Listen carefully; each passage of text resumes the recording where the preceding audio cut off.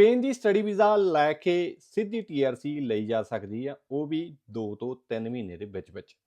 ਪਰ 90% ਲੋਕ ਇਸ ਭੁਲੇਖੇ ਵਿੱਚ ਨੇ ਕਿ ਇਹ ਪਰਮਾਨੈਂਟ ਰੈਜ਼ੀਡੈਂਸੀ ਹੈ ਜਾਂ ਨਹੀਂ ਹੈ, ਕਿਉਂਕਿ ਸਪੇਨ ਦੀ ਸਟੱਡੀ ਨੂੰ ਸ਼ਾਰਟਕਟ ਵੇ ਮੰਨਿਆ ਜਾ ਰਿਹਾ ਸਪੇਨ ਦੀ ਪਰਮਾਨੈਂਟ ਰੈਜ਼ੀਡੈਂਸੀ ਲੈਣ ਵਾਸਤੇ। ਸੋ ਇਹ ਕਨਫਿਊਜ਼ਨ ਲੋਕੀ 90% ਨੇ। ਅੱਜ ਦੀ ਵੀਡੀਓ ਆਪਾਂ ਇਸ ਟੌਪਿਕ ਤੇ ਹੀ ਕਰਾਂਗੇ ਕਿਉਂਕਿ ਬਹੁਤ ਸਾਰੀਆਂ ਕੁਐਰੀਜ਼ ਇਸ ਰਿਗਾਰਡਿੰਗ ਹੀ ਆਈਆਂ। ਸੋ ਜੇ ਤੁਸੀਂ ਸਪੇਨ ਜਾਣਾ ਚਾਹੁੰਦੇ ਆ ਜਾਂ ਸਪੇਨ ਸਟੱਡੀ ਦਾ ਪਲਾਨ ਕਰ ਰਹੇ ਆ ਤੇ ਜਾਂ ਤੁਸੀਂ ਕਿਸੇ ਵੀ ਸ਼ੈਂਗਨ ਕੰਟਰੀ ਚਾਹੇ ਹੰਗਰੀ, ਸਲੋਵਾਨੀਆ, ਸਵੀਡਨ ਕਿਤੇ ਵੀ ਸਟੱਡੀ ਕਰ ਰਹੇ ਤੇ ਤੁਸੀਂ ਸਪੇਨ ਆਉਣਾ ਚਾਹੁੰਦੇ ਆ ਤਾਂ ਵੀਡੀਓ ਨੂੰ ਧਿਆਨ ਨਾਲ ਦੇਖਿਓ। ਦੋਸਤੋ, ਸਪੇਨ ਟਾਈ ਕਹੀਦਾ, ਅਸੀਂ TRC ਨਹੀਂ ਕਹੀਦਾ, TIE ਟਾਈ। ਇਹ ਟਾਈ ਲੈਣ ਵਾਸਤੇ ਸਾਨੂੰ ਸਪੇਨ ਸਟੱਡੀ ਵੀਜ਼ੇ ਤੇ ਘੱਟੋ ਘੱਟ 3 ਸਾਲ ਦੀ ਸਟੱਡੀ ਲੈਣੀ ਪੈਂਦੀ ਆ। ਜਾਂ ਤੁਸੀਂ ਸ਼ੈਂਗਨ ਕਿਸੇ ਵੀ ਕੰਟਰੀ ਪੜ੍ਹ ਰਹੇ ਆ ਤਾਂ ਸਾਲ ਉੱਥੇ ਕੰਪਲੀਟ ਕਰਕੇ ਰਾਸਮਸ ਪ੍ਰੋਗਰਾਮ ਦੇ ਅਧੀਨ ਤੁਸੀਂ ਆਪਣੀ ਸਟੱਡੀ ਨੂੰ ਟ੍ਰਾਂਸਫਰ ਕਰ ਸਕਦੇ ਆ ਸਪੇਨ ਦੀ ਯੂਨੀਵਰਸਿਟੀ 'ਚ।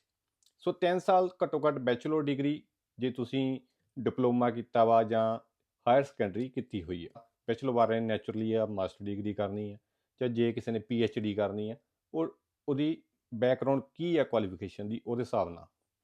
ਦੋਸਤੋ, ਸਪੇਨ ਦੀ TRC ਜਿਹੜੀ ਲੈਣ ਵਾਸਤੇ ਸਟੱਡੀ ਇੱਕ ਮਾਤਰ ਸ਼ਾਰਟਕਟ ਵੇ ਆ। 2 ਤੋਂ 3 ਮਹੀਨੇ 'ਚ ਜਿਵੇਂ ਮੈਂ ਕਿਹਾ TRC ਮਿਲ ਜਾਂਦੀ ਆ। ਪਰ ਇਹ ਜਿਹੜੀ TRC ਆ, ਇਹ ਸਿਰਫ ਸਟੱਡੀ ਜਿੰਨਾ ਦੇਰ ਤੁਹਾਡੀ ਹੈਗੀ ਆ ਉਹਨਾਂ ਦੇਰ ਸਪੇਨ ਵਿੱਚ ਸਟੇ ਪਰਮਿਟ ਜਿਹਨੂੰ ਕਹਿੰਦੇ ਆ ਉਹਨਾਂ ਦੇਰ ਵਾਸਤੇ ਆ। ਇਸ ਨੂੰ ਰੈਜ਼ੀਡੈਂਸੀ TRC ਕਾਊਂਟ ਨਹੀਂ ਕੀਤਾ ਜਾਂਦਾ।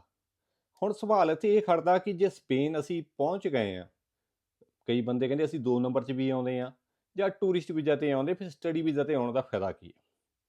ਸਟੱਡੀ ਵੀਜ਼ਾ ਤੇ ਆਉਣ ਦਾ ਫਾਇਦਾ ਹੈ ਤੁਹਾਡੀ ਜਿਹੜੀ ਇੰਪੈਦਰਾਮੈਂਟੋ ਆ, ਤੁਹਾਡਾ ਜਿਹੜਾ ਬੈਂਕ ਖਾਤਾ ਵਾ, ਜਾਂ ਹੋਰ ਜਿਹੜੇ ਜ਼ਰੂਰੀ ਕਾਗਜ਼ਾਤ ਆ ਸਪੇਨ ਦੀ ਲੈਂਗੁਏਜ ਤੁਸੀਂ ਸਟੱਡੀ ਦੌਰਾਨ ਆਪਣੀ ਐਜੂਕੇਸ਼ਨ ਕਰਦੇ ਸਿੱਖ ਸਕਦੇ ਆ। ਪਰ ਸਟੱਡੀ ਬੰਦਾ ਉਹੀ ਲਊਗਾ ਜਿਹੜਾ ਸਪੇਨ ਵਿੱਚ ਕੋਈ ਵਧੀਆ ਜੌਬ ਕਰਨਾ ਚਾਹੁੰਦਾ, ਲੇਬਰ ਕਲਾਸ ਜੌਬ ਨਹੀਂ ਲੈਣਾ ਚਾਹੁੰਦਾ। ਸੋ ਜਦੋਂ ਤੁਸੀਂ ਸਪੇਨ ਆ ਜਾਂਦੇ, ਇਹ ਸਟੇ ਪਰਮਿਟ ਉਨਾ ਦੇਰ ਚੱਲੇਗਾ TRC ਜਿੰਨਾ ਦੇਰ ਸਾਡੀ ਸਟੱਡੀ ਹੈ।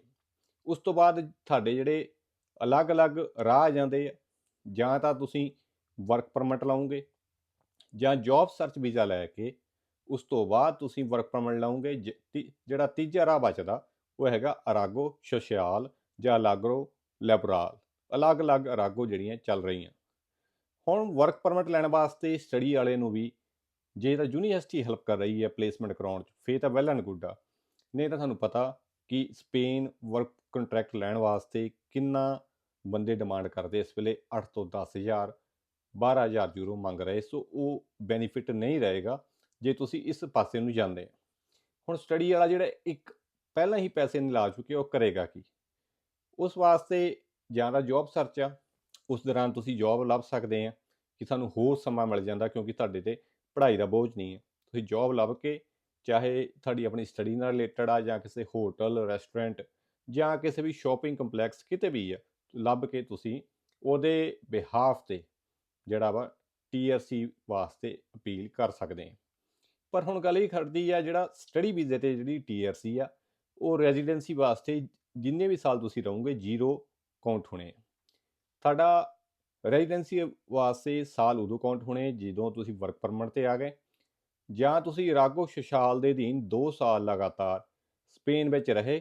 ਉਸ ਤੋਂ ਬਾਅਦ TRC ਲਈ ਅਪਲਾਈ ਕੀਤਾ, ਚਾਹੇ ਵਰਕ ਕੰਟਰੈਕਟ ਲੈ ਕੇ ਜਾਂ ਆਪਣਾ ਬੈਂਕ ਖਾਤਾ ਦਿਖਾ ਕੇ ਕਿ ਘੱਟੋ ਘੱਟ 7200 ਯੂਰੋ ਤੁਹਾਡੇ ਖਾਤੇ ਵਿੱਚ ਹੈਗੇ ਆ ਆਪਣੇ 2 ਸਾਲ ਜਿਹੜੇ ਲਿਵਿੰਗ ਐਕਸਪੈਂਸ ਕਵਰ ਕਰਨ ਵਾਸਤੇ।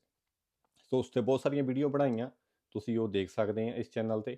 ਸੋ ਆਪਾਂ ਗੱਲ ਕਰੀਏ ਕਿ ਜਿਹੜੀ ਇਹ ਟਾਈ ਰੈਜ਼ੀਡੈਂਸੀ ਆ ਰਹੀ ਆ ਅਰਾਗੋ ਅਧੀਨ, ਜਿਹੜਾ ਮੇਰੇ ਹਿਸਾਬ ਨਾਲ ਇੱਕ ਬਿਹਤਰ ਵਾ, ਕਿਉਂਕਿ 2 ਸਾਲ ਜੇ ਤੁਹਾਨੂੰ ਕੰਮ ਵੀ ਨਹੀਂ ਮਿਲਦਾ ਬੈਂਕ ਖਾਤਾ ਦਿਖਾ ਕਿਸੇ ਨੇ ਸਟੱਡੀ ਤੇ ਆਉਣਾ ਜਾਂ ਵੈਸੇ ਆਉਣਾ, ਮੈਂ ਬਾਰ-ਬਾਰ ਕਹਿੰਦਾ ਕਿ ਬੈਂਕ ਖਾਤੇ ਵਾਲਾ ਸਿਸਟਮ ਫੇਰ ਵੀ ਸੇਫ ਆ ਕਿ ਤੁਹਾਡਾ ਪੈਸਾ ਤੁਹਾਡੇ ਕੋਲ ਰਹੇਗਾ। ਹਾਂ, ਤੁਹਾਡਾ ਖਰਚਾ ਜਿਹੜਾ ਵਾ ਉਹ ਤਾਂ ਤੁਸੀਂ ਕਰੋਗੇ, ਪਰ ਉਹ ਜਿਹੜਾ ਪੈਸਾ ਫੇਰ ਵੀ ਕਿਸੇ ਨੂੰ ਵਰਕ ਕੰਟਰੈਕਟ ਵਾਲੇ ਨੂੰ ਪੈਸੇ ਦੇਣ ਦੀ ਬਜਾਏ ਤੁਹਾਡੇ ਕੋਲ ਹੀ ਰਹੇਗਾ। ਸੋ ਇਸ ਤਰੀਕੇ ਨਾਲ ਤੁਸੀਂ 7200 ਘੱਟੋ ਘੱਟ ਜਿਹੜਾ ਮੇਨਟੇਨ ਰੱਖ ਕੇ 10,000 ਮੈਂ ਤਾਂ ਕਹੂੰਗਾ ਬੈਂਕ ਖਾਤਾ ਜਿਹੜਾ ਮੇਨਟੇਨ ਰੱਖਣਾ ਵਾ। ਸੋ ਰੈਜ਼ੀਡੈਂਸੀ ਵਾਸਤੇ ਤੁਸੀਂ ਇੰਪੈਦਰਾਮੈਂਟ ਤੁਹਾਨੂੰ ਪਤਾ ਜ਼ਰੂਰੀ ਆ, ਉਹ ਸਟੱਡੀ ਤੁਹਾਡੀ ਹੋ ਜਾਏਗੀ। ਪਰ ਰੈਜ਼ੀਡੈਂਸੀ ਜਿਹੜੇ ਸਾਲ ਕਾਊਂਟ ਹੋਣੇ ਆ, ਜਦੋਂ ਤੁਸੀਂ ਅਰਾਗੋ ਦਾ ਜਾਂ ਰਾਹ ਚੁਣਿਆ ਜਾਂ ਤੁਸੀਂ ਵਰਕ ਕੰਟਰੈਕਟ ਦਾ ਰਾਹ ਚੁਣਿਆ, ਵਰਕ ਵੀਜ਼ਾ ਲੈ ਕੇ, ਉੱਧਰ ਨੂੰ ਉਹ ਫੇਕ ਕਾਊਂਟ ਹੋਣੇ ਸ਼ੁਰੂ ਹੋਣੇ ਆ। ਤੇ ਜਿਹੜੀ ਪਰਮਾਨੈਂਟ ਰੈਜ਼ੀਡੈਂਸੀ ਆ, ਉਹ 5 ਸਾਲ ਜਦੋਂ ਕੋਈ ਵੀ ਆ ਲਗਾਤਾਰ ਸਟੇ ਰਹਿੰਦੇ ਆ, ਲੌਂਗ ਟਰਮ ਜਿਹੜੀ ਰੈਜ਼ੀਡੈਂਸੀ ਆ 5 ਸਾਲਾਂ ਬਾਅਦ ਮਿਲੇਗੀ।